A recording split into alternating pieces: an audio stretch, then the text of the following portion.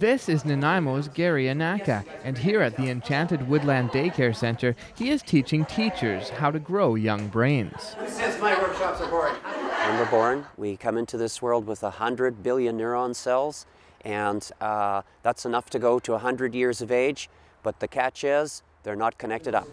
So in early childhood education, we are being encouraged to tell early child educators and parents and grandparents and caregivers that your job is to grow the connectors between the brain cells. As a neuroscience expert, Gary says that growing those connectors begins with a general understanding of the brain. Number one principle for everyone, regardless of being an adult educator or an early childhood educator, is live your life in motion. The brain is a meaning maker. It loves to make meaning. So first and foremost, your brain needs to be safe, regardless of what age you are. You cannot learn anything. Your brain does not thrive and grow if you're not safe. Secondly, we know that the brain loves novelty, absolutely loves it. And this is one of the greatest opportunities we have for young children, is to get them to do as many possible things as they can when they're young, because those all make connections in the brain that we can use for the rest of our life. So novelty is the key.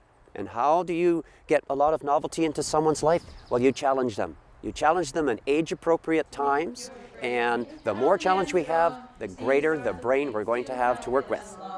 Oxygen, water, diet too, 'cause vitamins do it all for you. Gary believes in brain-growing techniques for all ages, but particularly in young children. The more you do with your brain as a child, the better brain you'll have. In other words, if you've done a lot of things, you'll be able to do things. If you haven't done a lot of things, your brain connections won't be there, and you won't have the success in life that the neuroscientists say is due to the brain, because the brain is the most valuable thing you own. As with anything valuable, the brain is worth some extra care. Getting out into nature and fresh air is great for the brain, and eating foods rich in omega-3s such as fish and flax is another big tip. Then there's the antioxidants found in berries such as blueberries and blackberries. But really, when it all comes down to it, if you don't use it, you lose it. You really have to have a balance in your life between technology and what Mother Nature intended us to do.